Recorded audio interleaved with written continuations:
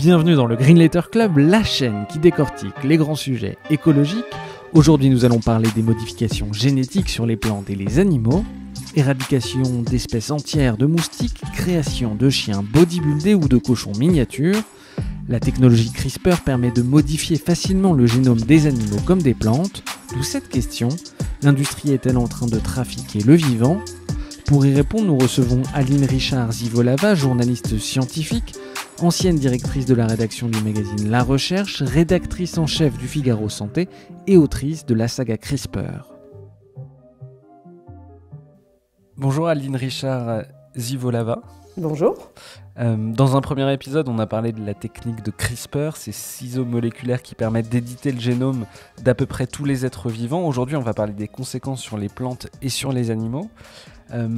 D'abord, on parle souvent, quand on parle de ces sujets-là, on parle de forçage génétique. Est-ce que vous pouvez nous expliquer ce qu'est le forçage génétique ? Alors, je vais essayer, c'est pas très facile. Il faut savoir, pour faire le lien avec cette technologie de CRISPR, de ciseaux moléculaires qui interviennent sur l'ADN, c'est qu'en fait, le forçage génétique, qui s'appelle en anglais gene drive, je trouve que c'est quand même un peu plus clair que forçage génétique. Donc ce gene drive est une technologie qui est associée à CRISPR. C'est-à-dire, elle se fonde sur CRISPR pour développer des essais. Et en fait, ce qu'il faut comprendre, sans rentrer dans les détails techniques, c'est que vous avez une espèce de mouvement génétique. Vous décidez, par exemple, d'enlever tel ou tel fragment d'ADN. Et en fait, grâce à ce gene drive, ça se reproduit tout seul. Ça s'auto-réplique. C'est très étonnant, ça s'auto-réplique. Et au fur et à mesure des opérations du ciseau, eh bien, il y en a une nouvelle qui vient transformer. Alors, ça peut paraître un peu obscur, mais il faut comprendre que c'est une opération qui n'est pas faite n'importe quand, dans n'importe quelle condition et sur n'importe qui. C'est uniquement pour des espèces qui se reproduisent rapidement, donc pas les humains, mais par exemple les mouches ou les moustiques qui se reproduisent, qui ont génération sur génération. C'est une technologie qui permet d'insérer véritablement un gène qui nous intéresse dans la population des insectes, avec effet, au bout de X générations, avec un effet absolument gigantesque, puisque le principe du gene drive, du forçage génétique, le principe c'est en fait, de sauter par-dessus Darwin et Mendel, c'est-à-dire qu'au lieu que la manipulation provoque un changement génétique qui se reproduit peu ou prou au rythme auquel nous avons l'habitude qu'il se reproduise. Les petits pois du moine George Mendel le montraient bien, donc c'est un rythme qui est assez raisonnable, qui est pas rapide. Eh bien, avec ce forçage génétique, on arrive à introduire une modification génétique qui va se diffuser vraiment super vite dans une population. L'exemple qui revient souvent quand on parle du forçage génétique et de CRISPR, c'est celui de Target Malaria. Donc des gens qui essayent d'éradiquer le paludisme en éradiquant une espèce de moustique. Est-ce que vous pouvez nous expliquer comment ça fonctionne, qui y a derrière ce projet, quelles sont les ambitions et les enjeux ? Je vais vous raconter en fait l'histoire des moustiques et de la lutte contre le paludisme parce que c'est une histoire importante et on arrive au forçage génétique à la fin, mais en fait avant il y a eu pas mal de trucs et notamment des moustiques génétiquement modifiés. En fait, cette affaire-là, il faut savoir que la malaria ou le paludisme, comme on préfère, c'est une maladie absolument terrible qui tue 475 000 personnes chaque année dans le monde, si mes souvenirs sont bons, oui c'est ça, et essentiellement des enfants des pays du Sud. Parce que, par définition, comme c'est une maladie qui est propagée par certaines familles de moustiques, qui prolifèrent en zone tropicale, eh bien, donc c'est ces enfants qui sont touchés parce que par ailleurs ils vivent dans la précarité, n'ont pas forcément des moustiquaires imprégnés comme il faudrait qu'ils aient, etc., etc. Et je ne vous parle même pas des conditions qui sont celles des bidonvilles dans les grandes villes du tiers-monde. Donc ça tue énormément de gens. Et on devrait tous être très concernés par ça. Target Malaria, qui est une organisation qui a été créée donc, dans le cadre de la Fondation Gates, se préoccupe de cette question-là depuis maintenant un certain nombre d'années. Ils sont, Gates, c'est une fondation, c'est comme Rockefeller, ces grandes fondations philanthropiques anglo-saxonnes sont très, je dirais, pour utiliser un terme un peu pédant, ils sont très solutionnistes technologiques. C'est-à-dire que pour eux, les plaies du monde, que ce soit la malnutrition ou le paludisme, peuvent se résoudre par la technologie. C'est un peu un acte de foi, si vous voulez. Et quand on pense comme ça et qu'on a par ailleurs beaucoup d'argent, comme la Fondation Bill et Melinda Gates, eh bien, on finance des recherches qui sont des recherches à visée technologique. Donc on se dit, il faut éradiquer le paludisme, on va donc modifier génétiquement des moustiques pour empêcher ces bestioles de transmettre le parasite, hein, puisque vous savez que en fait, c'est un parasite, et quand le moustique vous mord, eh bien, il vous transmettent le micro-organisme qui va faire des dégâts dans le foie, etc. etc. Donc en fait, il y a depuis plusieurs années maintenant, il y a des essais. Alors on a essayé par exemple de modifier génétiquement des moustiques pour qu'ils ne soient pas transmetteurs. Alors le problème de cette technologie-là, disons simple, entre guillemets, moustique OGM, c'est que le problème c'est qu'il faut en balancer pas mal.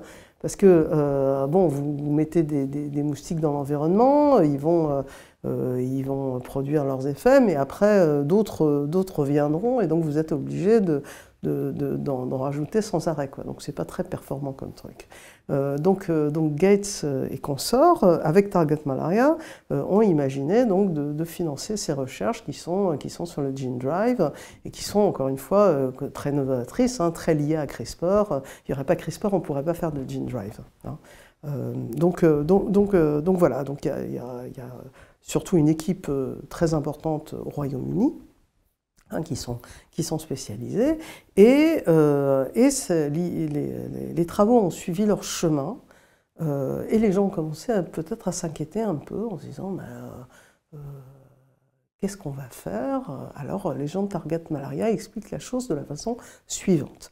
Ils disent voilà, on va donc modifier génétiquement ces moustiques, on va leur mettre ce caractère, alors soit c'est un caractère de stérilité, soit c'est un caractère de mort, donc ça va se diffuser dans la population des bestioles et au bout de X générations, je crois que c'est quand même assez rapide, eh bien on arrive à quoi? On arrive à l'éradication totale de la population de moustiques en question. Pas de tous les moustiques, hein, de la population de l'espèce dont on parle, hein, qui sont les anophèles. Ce que vous écrivez dans le livre, c'est 11 générations, donc ça veut dire que les moustiques génétiquement modifiés, relâchés dans l'environnement, se reproduisent avec d'autres moustiques et leur descendance va devenir infertile ou Exactement. C'est l'effet du gene drive, c'est-à-dire que l'espèce de petite bombinette génétique va se diffuser. Va se diffuser dans la population de moustiques et in fine, au bout de 11 générations, en effet, il n'y aura plus de moustiques. Alors, pas imaginer ça au niveau mondial. Attention, imaginons ça, c'est déjà pas mal, dans un endroit. Par exemple, dans un pays d'Afrique de l'Ouest, alors vous faites une expérimentation à Bobo Dioulasso, donc au Burkina Faso, la deuxième ville du Burkina Faso, qui est proche de la frontière malienne. Voilà, il y a un insectarium où on voudrait bien faire ça. On ne l'a pas encore fait. Target Malaria, on ne l'a pas encore fait, fort heureusement. Mais fort heureusement, je dis ça parce que c'est pas que je peux avoir mon opinion sur le gene drive et les moustiques, mais il y a quand même juste un problème, c'est qu'on se rend bien compte, il n'y a pas besoin d'être super expert pour ça, que si on utilise des moustiques génétiquement modifiés dans un environnement humain qui, le moins qu'on puisse dire, est pas stable et dangereux, hein, parce que le Burkina Faso est en état de quasi-guerre civile, juste il y a des groupes djihadistes un peu partout, c'est quand même une région du monde qui n'est pas du tout sûre, donc faire des expérimentations avec des manipulations génétiques, je trouve que c'est juste un peu irresponsable à mon sens, mais c'est pas moi qui décide. En tout cas, j'ai vu sur le site de Target Malaria que visiblement, pour le moment, il n'y a rien du tout. Pour le moment, il n'y a rien du tout, c'est en quelque sorte un peu gelé. Et je pense qu'il y a juste, sur ces affaires de gene drive, il y a ces expérimentations qui sont faites en labo au Royaume-Uni. Donc bon. Mais on comprend bien que ça pose énormément de problèmes. Mais ça veut dire que techniquement, on a la capacité de détruire une espèce. Faudrait voir, peut-être. Dans un environnement. Voilà, c'est ce que disent les simulations informatiques maintenant. Bon, c'est possible. Si effectivement c'est le cas, c'est potentiellement très dangereux et très inconséquent. On connaît mal le fonctionnement du vivant. Si on connaît très mal le fonctionnement du génome, oui, vous avez tout à fait raison de le souligner. Au-delà du génome, du vivant, c'est-à-dire que si on supprime on ne connaît pas les interactions qu'ont les moustiques avec les oiseaux, avec tout un tas d'autres espèces, le vivant, voilà, on ne sait pas ce qui pourrait se passer si on décidait de rayer une espèce de la carte, que ce soit des moustiques ou que ce soit un autre animal. Oui, je trouve que c'est le moins qu'on puisse dire, c'est que c'est pas prudent, c'est le moins qu'on puisse dire. Après, je me suis beaucoup intéressée à cette histoire-là parce que je la trouve finalement assez représentative de ce qu'on peut craindre aussi. Et je trouve qu'en tant que journaliste, ce qui est intéressant, c'est d'écouter aussi les promoteurs et de voir ce qu'ils ont à dire. Et donc, je me suis rendue, c'est juste avant la pandémie, en 2020, je me suis rendue à un colloque qui se tenait dans la ville de Vienne, en Autriche, où il y avait le banc et l'arrière-ban des éditeurs de moustiques et donc des gens, c'était tout à fait intéressant, même si j'ai pas tout compris toutes les subtilités, parce que c'est quand même très difficile à comprendre.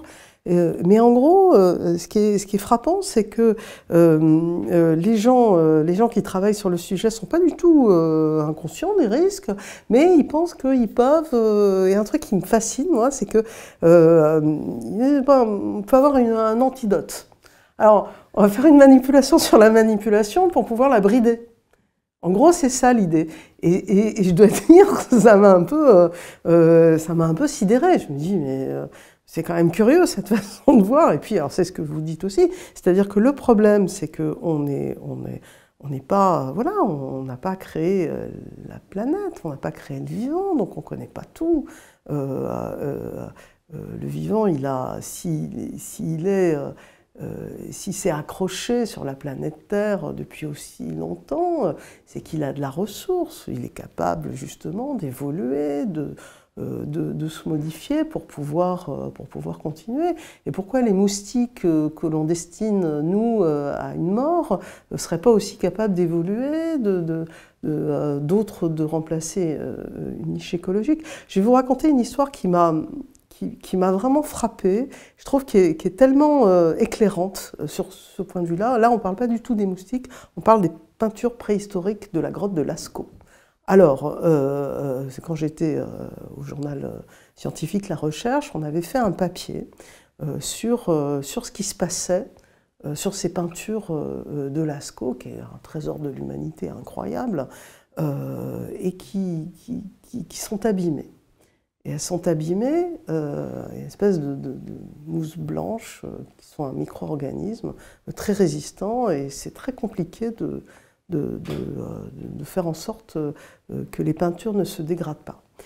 Et en fait, cette chose-là, ce micro-organisme-là, c'est un résultat humain quelque part. C'est-à-dire qu'en fait, quand la grotte a été découverte, il y a des tas de gens qui sont venus la regarder, et évidemment, avec eux, ils ont emmené un certain nombre de micro-organismes de dégradation diverses et variées. On a raconté ça aux journalistes de la recherche, les gardiens de la grotte. En fait, dans les années 60, je crois que c'était dans les années 60, on a pris une décision radicale. On a dit, bon, on va arrêter tout ça, on va balancer du formol dans la grotte pour nettoyer tout ce qui est vivant, qui grouille et qui salit nos belles peintures. Donc ils ont fait ça, et en fait ce qui s'est passé, c'est qu'effectivement toutes les familles microbiennes, l'immense majorité n'existaient plus, mais bah, il en restait un peu, quoi, qui s'est débrouillé pour résister au formol et aux produits détergents, et en fait ça, voilà, ça a bouffé toutes les peintures.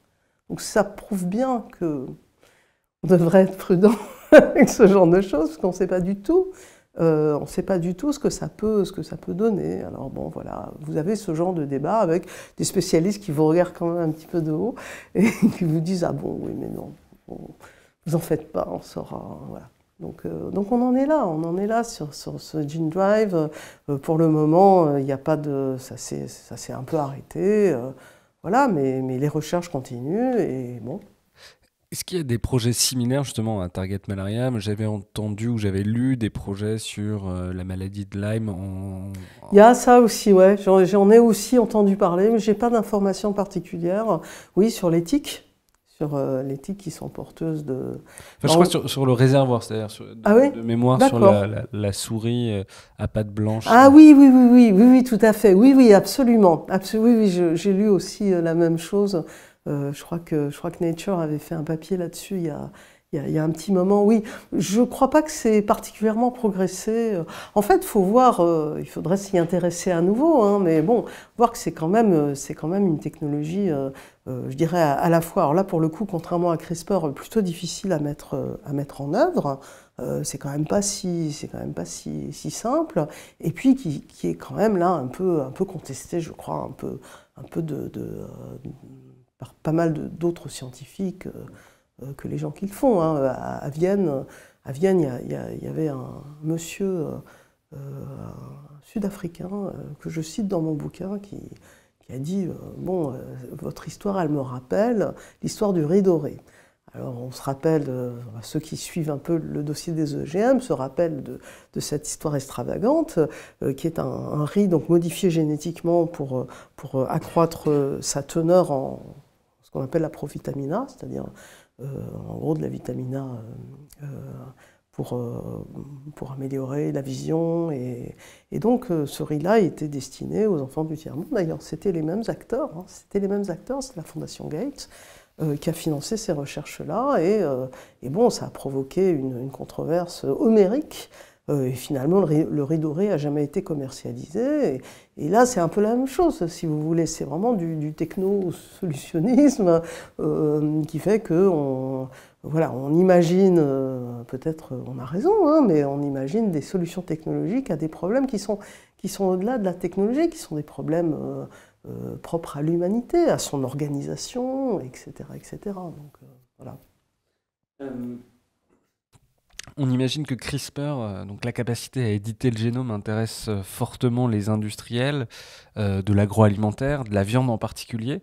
Est-ce qu'en matière d'élevage, il y a des expérimentations, on suppose, pour avoir des bêtes plus grosses, avec des meilleurs rendements? Donc, est-ce qu'il y a des industriels qui travaillent pour trafiquer les animaux d'élevage pour maximiser les rendements? Alors aux États-Unis, il y a eu effectivement il y a de la recherche appliquée, hein, puisqu'il y a un veau qui est né, qui s'appelle Cosmo, qui est une bête est né il y a quelque temps et qui a été effectivement... alors lui, on l'a modifié génétiquement grâce à CRISPR pour que, en la faisant courte, pour qu'il produise plus de mâles, hein, parce que c'est plus intéressant commercialement parlant. Il y a beaucoup de projets. Il y a beaucoup de projets, hein, que ce soit dans le domaine de l'aquaculture, dans le domaine de l'élevage bovin, porcin surtout en Chine. Je crois qu'il y a effectivement, des travaux. Je crois les Chinois ont imaginé effectivement, par exemple, de faire des bêtes à la chair un peu plus maigre pour répondre à la demande du consommateur qui veut, pas comme avant, une grande tranche de lard, ils veulent des viandes plus maigres. Donc effectivement, il n'y a pas, à ma connaissance, il n'y a pas encore de giga ferme avec des bêtes crispérisées. Hein. J'en ai pas entendu parler. Mais je sais que ça intéresse beaucoup, ça intéresse beaucoup les grands éleveurs, enfin les éleveurs de l'agriculture intensive, bien évidemment, puisque de toute façon, ces choses-là, voilà. Donc voilà. Je crois que c'est pas si simple. Quand on touche le monde animal, c'est plus compliqué que ça en a l'air. Donc on peut toujours faire du CRISPR si vous voulez. CRISPR, quand on disait là, dans le premier épisode que c'était simple et facile, c'est surtout simple et facile finalement pour les scientifiques à l'intérieur du labo, pour faire de la recherche scientifique, pour travailler sur des bactéries. Ça se fait. Après, c'est quand même un autre enjeu quand on veut, par exemple, faire naître des animaux et encore plus faire de l'élevage. Voilà. Donc pour le moment, ce qu'il faut comprendre, c'est que c'est très cher et que bon, c'est pas encore une réalité. Mais je pense que dans certains domaines, on va certainement voir ça dans les années à venir. Et on voit, par exemple, en tout cas, vous en parlez dans le livre, l'ambition de faire naître des vaches ou des taureaux sans cornes, aussi utiliser l'argument du bien-être animal, parce que pour pas écorner ces vaches, en fait, on va les trafiquer pour faire en sorte qu'elles aient pas de cornes. Ça, c'est des choses qui, quand même, pourraient être imaginées de voir à l'avenir des vaches trafiquées pour naître sans cornes. Je pense que oui. Il faut savoir que la génétique est rentrée dans les étables déjà depuis très longtemps. Hein, que l'industrie de l'élevage ne se conçoit plus sans génétique. Faut pas penser qu'on fait des croisements comme on en faisait il y a une centaine d'années. Donc il n'y a pas d'obstacle en réalité, puisque la génétique est rentrée dans les élevages. Elle peut très bien, effectivement, proposer de faire naître des bestioles sans cornes. Il y a certaines variétés d'ailleurs naturelles où les animaux n'ont pas de cornes, et effectivement là c'est bien pratique, le bien-être animal. Voilà, on les décorne pas, surtout ça coûte moins cher à faire. Et effectivement, oui, c'est tout à fait d'actualité. Hein. C'est tout à fait d'actualité. Ça, et puis d'autres éléments. Oui, vous parliez aussi des cochons tout à l'heure. Alors, il y a une odeur qui est désagréable à la cuisson qu'on appelle l'odeur de Véra, et du coup, on castre l'immense majorité des cochons pour ça. Vous dites qu'il y a des scientifiques qui travaillent justement pour faire des cochons quasiment sans testicules, c'est ça? J'ai bien compris? Oui, c'est ça, des cochons qui sont ni mâles ni femelles, des cochons du troisième type. C'est des recherches qui sont effectivement très poussées, je crois notamment en Chine, effectivement, toujours dans un but de rentabilité et de faire un produit, de mettre un produit sur le marché qui corresponde aux objectifs de vente et aux souhaits des consommateurs et qui coûte le moins cher possible, quoi. Et c'est là-dessus, hein, j'insiste, c'est là-dessus que finalement ça va se jouer. Hein. C'est sur le coût de ce genre de manipulation. Si il y a jamais eu, reprenons le dossier des OGM, c'est intéressant, parce qu'il n'y a jamais eu des bêtes OGM en élevage. Ça coûte bien trop cher. C'est possible théoriquement, mais ça n'est pas intéressant, contrairement à ce qui se passe avec les plantes. Pourquoi c'est trop cher? Parce qu'il y a un taux d'échec considérable, c'est tout à fait compliqué à faire. Et là, je pense que ce sera un peu ce sera un peu la même chose. Donc si ça revient à une fortune, ils ne vont pas s'amuser à faire ça. Vous parliez tout à l'heure de l'aquaculture. Il y a des expérimentations ou de la commercialisation de poissons qui sont déjà trafiqués. Je crois qu'il y a des choses en Chine, ouais. Je crois qu'il y a des choses en Chine sur le tilapia. Il faudrait vérifier, mais je crois qu'effectivement, pareil, hein, pour faire grossir le poisson plus vite. Et pareil, il y avait eu ça sur les OGM, et puis ça avait quand même pris une bonne vingtaine d'années avant avant que les Américains du Nord, donc le Canada et les États-Unis, autorisent le poisson qui s'appelait Advantage, je crois. Donc c'est un saumon avec des gènes de je ne sais plus trop quelle espèce pour le faire grossir plus vite. Et puis bon, finalement, voilà, ça n'a pas vraiment marché, quoi. Bon, mais là, je crois qu'il y a effectivement sur le tilapia en Chine, il y a des choses. De la même manière, je fais un bestiaire des exemples qu'on a pu lire, mais on parlait dans le précédent épisode justement d'augmenter la capacité musculaire des animaux. On peut voir des exemples, des expérimentations sur des chiens pour qu'ils soient plus forts. Ça, c'est des choses qui sont crédibles, de pouvoir voilà, manipuler la musculature des chiens pour l'armée, pour la police, pour Alors ils l'ont fait en Chine. Ils l'ont fait en Chine, effectivement. Il y a 2 bestioles, c'est des beagles qui sont nés, alors j'ai vu les photos. Sur les photos, c'est pas particulièrement impressionnant, mais bon, effectivement, la masse musculaire de l'animal est plus développée. Donc ils ont réussi à le faire. Hein. Ils ont réussi à le faire, à faire naître les animaux. Donc après, est-ce qu'il va y avoir des chenilles avec des super chiens? Je sais pas. Je sais pas. Peut-être que aussi les super chiens, c'est ce qu'on dit aussi sur le forçage génétique et toutes ces expérimentations qui peuvent paraître un peu hasardeuses. Peut-être que ça va aussi jouer sur d'autres caractères, allez savoir. Donc on en est encore au tout début de ce genre de choses. Alors, dernier animal du bestiaire, les cochons miniatures. Alors, on voit des photos, justement, en Chine, de scientifiques qui ont mis au point des cochons qui sont beaucoup plus petits pour en faire des animaux de compagnie. Ça, c'est pareil, pour le coup, il y a des photos, donc on se rend bien compte, c'est des choses qu'on réussit. Oui, ils ont réussi. Alors en plus, c'était tout à fait bizarre cette opération. D'après ce que je sais, c'était vraiment parce que l'Institut pékinois qui a hébergé les scientifiques qui ont réalisé ce travail-là, en fait, ils voulaient tout simplement faire parler d'eux. Et donc ils ont fait ça uniquement. Je pense que c'était une fois et pas deux, parce que de toute façon, tout le monde se fiche d'avoir des petits cochons. Ça sert à rien. Ça sert à rien, donc ils ont fait ça comme ça. Mais pour montrer, je crois, leur savoir-faire de généticien.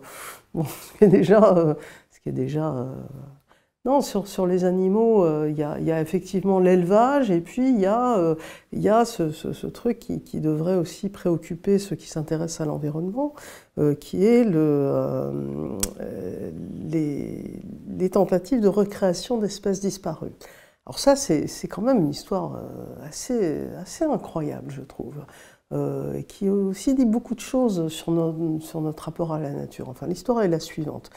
Church, toujours lui, mais pas que lui, pour le coup, a imaginé d'utiliser CRISPR, donc ces outils d'édition génétique, pour en gros faire revivre des espèces qui ont disparu de la planète parce que c'est l'évolution, il n'y a plus le biotope qu'il faut, etc., etc. Donc l'histoire la plus connue, c'est le mammouth laineux, donc qui est une espèce qui peuplait les plaines sibériennes il y a à peu près 50 000 ans et qui a disparu il y a 5-6 000 ans. Donc ça, c'est l'histoire la plus connue. George Church a mis beaucoup d'argent. Il a trouvé de l'argent à Wall Street et dans la Silicon Valley pour non pas faire renaître le mammouth, comme en général c'est écrit dans les journaux, c'est un petit peu différent, c'est-à-dire qu'en fait l'idée c'est de faire un animal, un nouvel animal, un hybride entre un éléphant d'Asie et un mammouth. Alors, comment on fait ça? Comment on crée cette bête? En fait, en se servant du matériel génétique qui se trouve dans les os qu'on a, vous savez qu'aujourd'hui, avec les technologies qu'on appelle de l'ADN ancien, on est capable d'utiliser de l'ADN d'animaux, d'espèces humaines depuis longtemps disparues pour pouvoir en faire quelque chose. Donc 5000 ans, c'est tout à fait possible. En plus, il y a des mammouths voilà, qui ont été conservés dans le permafrost en Sibérie, donc avec des tissus. Et donc on peut se servir de ce matériau génétique-là pour en fait faire des cellules mammoutifiées en utilisant une bête qui est génétiquement assez voisine, qui est l'éléphant d'Asie. Non pas l'éléphant d'Afrique, mais l'éléphant d'Asie a une proximité génétique assez importante. Et donc l'idée, c'est de créer ces cellules-là. Et puis après, il faut faire naître un animal. Alors, une fois que vous avez vos petites cellules, l'idée, c'est de... alors, au début, ils voulaient utiliser un éléphant comme mère porteuse, enfin une éléphante comme mère porteuse, et puis ils se sont dit que c'était complètement hallucinant de faire un truc comme ça, la bête risquait d'y passer, comme c'est une espèce en danger, ce serait fait brocarder par tout le monde, et du coup ils sont en train d'imaginer un utérus artificiel qui permettrait de porter le truc. C'est quand même assez incroyable. Moi j'ai fait une enquête hors du livre, une enquête pour le journal du dimanche là-dessus. Et Church m'a dit, bon, en fait, nous, voilà, oui, je suis sûr d'avoir mon mammouth dans 6 ans, il en est absolument persuadé. Mais en fait, ce qu'on peut aussi comprendre, c'est qu'il y a des tas de technologies qui sont financées par ce biais-là et qui pourront être utilisées pour autre chose. Donc c'est une affaire assez sérieuse, mais sur le fond, je voudrais souligner un truc qui est un truc intéressant. C'est-à-dire que les humains, finalement, veulent recréer des espèces. Fort bien, alors il y a le mammouth, il y a le dodo, il y a aussi des études là-dessus, il y a un certain pigeon, voilà.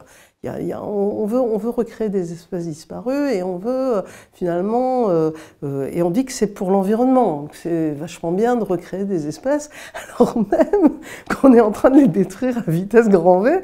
Je trouve qu'il y a un côté un peu absurde dans tout ça. Justement, on n'arrive pas bien à comprendre pourquoi ils veulent faire revivre ces espèces. Alors, sur l'histoire du mammouth, c'est totalement extravagant et c'est une histoire vraiment... encore une fois, romanesque. Alors, Church s'est rapproché d'un Russe qui s'appelle... Zimef. Voilà, qui est un drôle de bonhomme. Hein. C'est un scientifique on ne peut plus sérieux et calé, mais il vit au fin fond de la Sibérie avec son fils, Nikita. Et tous les deux, ils ont un rêve, c'est de recréer un écosystème en Sibérie qui soit celui d'avant du temps des mammouths. Alors pourquoi ils veulent faire ça? Parce qu'ils ont le raisonnement suivant. Ils disent voilà, comme le climat a changé, ce qui était une steppe, c'est-à-dire en fait des prairies, une prairie froide, du temps des mammouths, la steppe à mammouth, d'ailleurs ça s'appelait une prairie froide avec de la neige, etc. etc. C'était assez protecteur au niveau du climat. Hein.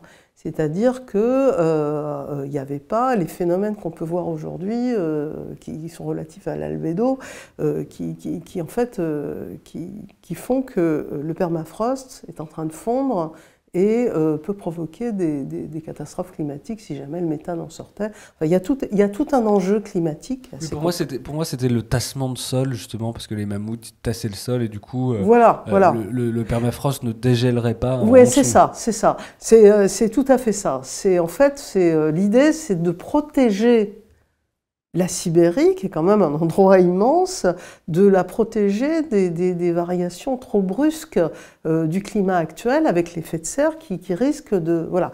Et Zimov imagine qu'on peut recréer, il appelle ça le parc du Pléiocène, pour parler de cette période bénie avec les mammouths et des tas d'autres animaux sur la steppe. Voilà, il veut repeupler ce territoire-là, et il verrait bien quelques mammouths effectivement qui piétinent et qui font en sorte que voilà, le sol reste bien gelé. Alors c'est quand même un peu Voilà, j'ai posé la question à pas mal de gens qui ont l'air de trouver que c'est assez sérieux. Nous, ça nous paraît quand même un peu extravagant comme affaire, mais voilà. Moi, j'ai posé la question à des spécialistes du permafrost, justement. Ils sont quand même très sceptiques sur Oui. la capacité de. Enfin, ce qu'on appelle l'hypothèse Zimov. Ils disent plutôt que c'est pour faire du bruit, aller chercher des crédits. On voit bien de manière générale que sur le problème climatique, ça semble un peu absurde, y compris aux échelles de temps, de vouloir faire revivre des mammouths plutôt que de ne pas brûler des énergies fossiles. C'est sûr. Après Zimov, moi je pense pas que ce soit un type qui veut faire parler de lui. Il est quand même un peu barré dans son truc et il a bon, c'est le combat de sa vie quoi, et le combat de son fils aussi. C'est quand même des gens un peu exceptionnels. Bon après voilà, il y a après, ça devient un peu compliqué. De toute façon, en plus, il est hors du jeu. Hein. Depuis la guerre en Ukraine, moi j'avais essayé de le contacter, plus personne n'arrive à les joindre. Ils sont tout seuls. Hein. Ils sont tout seuls. Sur cette histoire de désextinction, bon, moi j'ai l'impression que cette histoire de mammouth est un peu farfelue. Pareil pour le pigeon rouge. En revanche, vous dites dans votre livre que ça peut avoir un intérêt pour les espèces végétales d'essayer de retrouver des espèces végétales parce qu'on a massacré la biodiversité, la diversité génétique justement du vivant. En fait, on sait bien, mais je ne suis pas une spécialiste d'agriculture, même si ça m'intéresse beaucoup, on sait bien qu'effectivement, on est en danger. On est en danger sur cette planète s'il y a moins de diversité, notamment des plantes nourricières. Et on sait qu'il y avait beaucoup d'espèces avant. J'ai eu la chance, il y a des années de ça, j'étais en voyage d'études à Moscou et j'ai visité un institut qui s'appelle l'Institut Vavilov, du nom de ce Russe qui a eu un destin tragique, hein, qui a voulu nourrir les Russes et qui est parti à cheval au début du XXe siècle pour voir par exemple où le blé d'hiver pouvait pousser et qui est mort tragiquement de faim dans une prison de Staline en 1943. Et donc il y a un institut à son nom et on garde des semences qui sont des semences historiques. Et effectivement, on pourrait très bien imaginer de recréer des plantes du passé nous permettrait d'avoir un petit peu plus de diversité génétique. Savoir que c'est un problème important. Par exemple, on sait que si on a peu de diversité, les organismes plantes sont à risque, par exemple, de développer des maladies. Par exemple, sur le blé, il y a la rouille du blé qui est un vrai sujet. Hein. C'est un vrai sujet. Ça peut mettre en danger les capacités alimentaires mondiales. Donc ça paraît pas complètement idiot, quoi. Oui, puis il y a des exemples historiques avec la maladie de la patate en Irlande au 19e siècle, le mildiou sur le raisin. Tout à fait, hein, ça peut très vite mal se passer. Hein. Ça peut très vite mal se passer et ça peut être un outil. Vous parlez d'ailleurs d'une maladie sur les bananiers qui ravage les bananiers à peu près, surtout en Asie, mais un peu partout dans le monde. Oui, c'est une maladie effectivement qui pourrait faire disparaître ni plus ni moins la banane à horizon de moyen terme. Et effectivement, il y a des scientifiques qui travaillent qui essayent de proposer des améliorations génétiques grâce à CRISPR qui permettraient de se débarrasser de ça. Est-ce qu'il y a des projets justement visant à modifier génétiquement les céréales grâce à CRISPR ou à cause de CRISPR sur le blé, le riz, le soja? Voilà, on sait que justement, on en a parlé tout à l'heure, ça représente, pour donner un chiffre, je crois que 66% de l'alimentation mondiale dépend de 9 espèces de plantes, le blé, le riz, le soja, le manioc, la pomme de terre, je sais pas les 9 en tête, mais est-ce qu'il y a des expérimentations justement sur les céréales? Ah oui, je pense qu'il y en a. D'ailleurs, oui, c'est une recherche qui est assez active, notamment en Asie, mais pas seulement, aux États-Unis aussi. Les gros producteurs de matières premières céréalières travaillent évidemment sur du riz, sur du blé, sur du maïs. Voilà, il n'y a rien qui a émergé ces derniers temps, hein. Je pense qu'ils n'en ont pas, encore une fois, tout doit être analysé à l'aune un peu de l'économie, hein, et de faire attention à ça. Je pense qu'ils n'en ont pas besoin forcément tout de suite. Mais je pense qu'effectivement, il y a pas mal d'expérimentations qui sont faites, hein. Parce qu'on voit, alors sur la réglementation, en Europe, si j'ai bien compris, c'est interdit. C'est pas le cas partout parce qu'il y a ce débat pour savoir si utiliser CRISPR, c'est faire des OGM, puisqu'en fait, on n'apporte pas de gènes extérieurs, on édite simplement, entre guillemets, le génome. L'Union européenne considère que c'est des OGM, c'est pas vrai dans le reste de la planète? Oui, tout à fait. Alors, c'est une grosse bagarre, hein. C'est vraiment une immense bagarre. Et effectivement, ça pourrait changer, ça, hein. Bon, quelle est la situation aux États-Unis? Aux États-Unis, effectivement, on considère que ça n'a pas à être étiqueté. Alors eux, c'est comme un médicament, hein. C'est leur truc de la FDA. À partir du moment où c'est pas considéré Food comme, and Drug Administration, voilà, c'est l'autorité pour l'agriculture, pour les produits alimentaires et pour les produits pharmacologiques. Donc ils considèrent qu'il n'y a pas à adopter quoi que ce soit, étant donné que voilà, pour eux, c'est pas un OGM, il n'y a pas d'introduction de génome étranger. Donc aux États-Unis, on peut faire des plantes CRISPRisées. Il y a eu, je raconte dans mon livre, qu'il y a eu des choses sur les champignons, pour pas donc les champignons qui sont vendus en barquette, là, avec du blister. On trouve ça dans tous les supermarchés, partout. Et pour pas que le champignon est un végétal assez fragile et noircit assez vite si vous le manipulez un peu trop vite, un peu trop mal. Et donc il s'est agi de travailler sur le gène pour que le champignon reste bien blanc. Donc ça, aux États-Unis, ils peuvent le faire.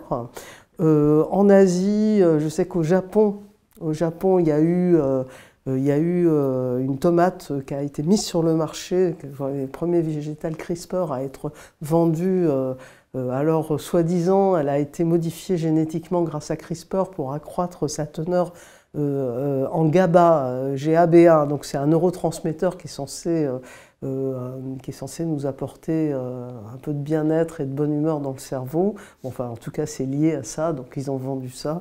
Bon, on peut aussi penser que c'est beaucoup de marketing. Et alors, sur l'Europe, comme je disais, il y a une bagarre importante, parce que pour le moment, ce que la Commission appelle des novel foods, c'est considérés comme des OGM, considérés qu'il y a une manipulation génétique sur ces produits alimentaires, donc ça doit être tracé et contrôlé comme le maïs, etc. etc.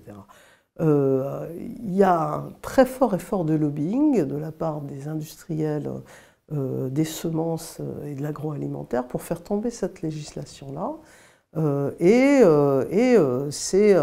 C'est un match qui est en train de se jouer sous nos yeux, en sachant que les Anglais, qui sont partis pour cause du Brexit, on dit tout de suite qu'eux, ils allaient le faire, hein, ils allaient considérer que ces novel foods sont parfaitement ordinaires, et donc ils vont accélérer leur recherche et peut-être leur commercialisation de végétaux CRISPRisés. En Europe, on n'en est pas là, mais je sais qu'un certain nombre d'ONG surveillent ça de très près, parce que c'est une bagarre qui est en cours. Justement, il y a des produits qui sont commercialisés aux États-Unis, en Chine, au Japon, ça on sait, parce que c'est aussi difficile d'avoir accès à cette information. Est-ce qu'on sait s'il y a en plus c'est non seulement difficile, mais en plus comme c'est pas traçable, c'est ça aussi, c'est-à-dire que vous pouvez très bien, à partir du moment où vous n'êtes pas dans l'illégalité, hein, aux États-Unis, alors vous pouvez très bien fabriquer, que sais-je sais pas moi, du pain avec des éléments CRISPR, et puis vous vendez ça, de toute façon, vous n'êtes pas obligé d'étiqueter, vous n'êtes pas obligé de le dire. Donc on peut imaginer, oui, qu'on peut faire ce qu'on veut. Moi, j'ai entendu parler de la tomate japonaise et des champignons tout blancs aux États-Unis. Je pense qu'en Chine, ils ont aussi des trucs, mais bon, pour le moment, c'est pas non plus. Ça reste quand même du domaine un peu anecdotique. Hein. Quand on vous lit, on voit que derrière ces sujets-là, il y a toujours les mêmes noms d'entreprises qui reviennent. DuPont, Bayer Monsanto, Syngenta. C'est des entreprises qui s'intéressent vraiment très fortement à ces technologies-là, qui investissent beaucoup d'argent aussi. Et finalement, c'est très difficile d'avoir accès à ce qu'elles font vraiment. Ah bah bien sûr, c'est le principe des grandes entreprises, hein, que ce soit en agriculture ou ailleurs. C'est-à-dire que de toute façon, pour ces technologies-là, il faut quand même de l'argent. Il faut pouvoir investir. Donc tout le monde ne peut pas le faire. Tout le monde ne peut pas le faire, il faut quand même des moyens financiers. Si ça se passe aux États-Unis, c'est aussi tout simplement parce qu'il y a des marchés financiers qui peuvent, vous pouvez faire appel à la bourse. Donc c'est assez logique finalement, c'est assez logique. Et au niveau du secret industriel, bah oui. On avait bien vu au moment aussi des OGM. C'est très compliqué parce qu'effectivement, ils vous disent non, secret industriel, secret commercial, nous on vous dit rien, on n'a pas à vous informer, on est raccord avec la réglementation, c'est tout. Hein. C'est aussi simple que ça. Hein. C'est pas propre à CRISPR, mais c'est effectivement aussi pour ces éditions de génome, c'est aussi ça. Dernière question, vous n'avez pas l'air particulièrement inquiète par cette technologie. Qu'est-ce que vous dites en ayant travaillé de manière assez intime sur ces sujets-là? Est-ce que c'est un sujet sur lequel on doit être vigilant, sur lequel on doit s'inquiéter? Comment vous voyez les choses? Alors, il y a plusieurs choses à dire. Hein. Il y a plusieurs choses à dire. D'abord, à titre personnel, et c'est une position que j'ai, d'autres peuvent avoir pas la même appréhension. Moi, j'ai toujours considéré, que ce soit pour CRISPR, pour les OGM ou sur d'autres choses, que les outils sont les outils. Ils ne sont pas à diaboliser ou à déifier. Je pense qu'il peut y avoir des choses intéressantes et des choses tout à fait négatives. Donc un outil est un outil et je demande à voir avant de me prononcer sur son utilité. Après, ça c'est la première chose. Donc par exemple, on parlait de l'agriculture, dans ces domaines-là, il faut voir, il faut effectivement que surtout les autorités publiques fassent leur travail et aient accès, on disait tout à l'heure qu'il y a des problèmes de confidentialité des données, il faut avoir accès aux données. Mais je refuse, à titre personnel, de condamner ça d'avance en disant c'est mal. Je n'ai pas particulièrement de choses religieuses comme ça ne m'intéresse pas. Après, il faut savoir aussi, la deuxième chose à dire, c'est qu'il faut connaître le monde dans lequel on vit. Et le monde dans lequel on vit, il a des grandes entreprises, il a des rapports de force, il a des consommateurs qui peuvent faire des choses aussi. Hein, et donc, nous devons nous y intéresser. Il faut comprendre un peu ce qui se passe pour être, je dirais, des citoyens qui sont capables de s'opposer quand il faut s'opposer et de tirer les bénéfices des choses quand c'est possible. Et pour moi, c'est peut-être le message principal que je voudrais donner, c'est que je voudrais que les gens puissent s'emparer de ces sujets-là. En lisant mon bouquin notamment, mais enfin, ils peuvent aussi trouver des tas de choses tout à fait passionnantes sur le net, et c'est absolument facile. Il faut s'intéresser à ça. Il faut comprendre les enjeux, sans devenir nous-mêmes des scientifiques. On ne l'est pas, on est des personnes, mais qui avons un cerveau, qui sommes capables de lire et d'entendre des choses. Donc il faut qu'on s'y intéresse, parce qu'on ne peut pas laisser ça uniquement aux décideurs économiques ou même aux décideurs, même au comité d'éthique. On parlait de santé humaine. Ça me paraît très important de savoir ce qu'on veut faire de notre santé, après tout, ça nous concerne tous. Il faut qu'on sache, et je ne sais pas si je suis inquiète ou pas inquiète, si vous voulez. Je pense que tout est inquiétude quelque part. On peut pas, voilà, on sait bien qu'on est menacé par beaucoup de choses, et puis qu'il y a des choses qui peuvent être très profitables, et que c'est à nous aussi d'essayer d'aller dans un sens ou dans un autre. Moi, si vous voulez, j'insiste surtout là-dessus. Surtout sur la connaissance est un levier indispensable, absolument indispensable. On ne peut pas dire « oh, ça ne m'intéresse pas, de toute façon j'ai déjà mon opinion, tout ça c'est mal ou tout ça c'est super ». Moi je ne suis pas là, dans cette mentalité-là. Aline Richard-Zivolava, un grand merci d'être venue dans le Green Letter Club. Mais merci beaucoup. Et à bientôt. Au revoir.